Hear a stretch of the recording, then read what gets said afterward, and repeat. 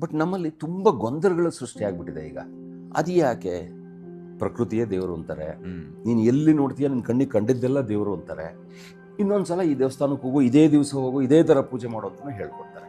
ಇದು ಯುವಕರಿಗೆ ಅಥವಾ ಬೆಳೆಯೋ ಮಕ್ಕಳಿಗೆ ತುಂಬ ಗೊಂದಲ ಸೃಷ್ಟಿ ಮಾಡುತ್ತೆ ಅಂತ ನನ್ನ ಭಾವನೆ. ಇದಕ್ಕೆ ತಮ್ಮ ಅಭಿಪ್ರಾಯ?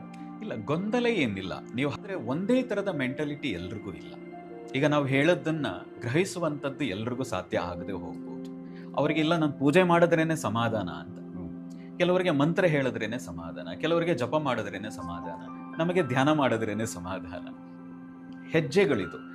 ಯಾರು ಪ್ರೈಮರಿ ಸ್ಕೂಲರಿಗೆ ಇದ್ದಾರೆ ಅವ್ರಿಗೆ ಪೂಜೆ ಬೇಕಾಗ್ತದೆ, ಅವ್ರಿಗೆ ಸುತ್ತಾಟ ಬೇಕಾಗ್ತದೆ.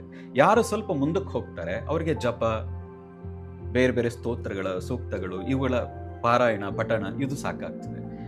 ಹಾಗೆ ಅವನು ಬೆಳೀತಾ ಬೆಳೀತಾ ಅದರಲ್ಲಿ ಮುಳುಗ್ತಾ ಯಾರು ಡಬಲ್ ಡಿಗ್ರಿ ಅಂತಾರಲ್ಲ ಆ ಸ್ಥಾನಕ್ಕೆ ಹೋಗ್ತಾ, ಇಲ್ಲ ಇದ್ಯಾವುದು ಪ್ರಯೋಜನ ಇಲ್ಲ, ನನ್ನನ್ನು ನಾನು ಅರಿಯದ ಹೊರತು, ಧ್ಯಾನಕ್ಕೆ ನಿಧಿಧ್ಯಾಸನಕ್ಕೆ ಒಳಗಾಗದ ಹೊರತು ಇದ್ಯಾವುದು ಪ್ರಯೋಜನ ಇಲ್ಲ ಅಂತ ಹೇಳ್ತಾರೆ.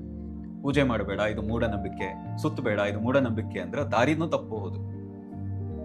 ಹಾಗಾಗಿ ಇದೊಂದು ಸ್ಟೆಪ್, ಇದು ಒಂದು ಸ್ಟೆಪ್ ಹತ್ಸಿ ಯಾವತ್ತೋ ಒಂದು ದಿನ ಅವನಿಗೆ ರಿಯಲೈಸ್ ಆಗ್ತದೆ, ಇಲ್ಲ ಇದ್ಯಾವುದು ಪ್ರಯೋಜನ ಇಲ್ಲ, ಈ ದಾರಿ ತಪ್ಪುದಕ್ಕಿಂತ ಇದು ಯಾವುದೋ ಇದು ಒಳ್ಳೇದಲ್ಲ.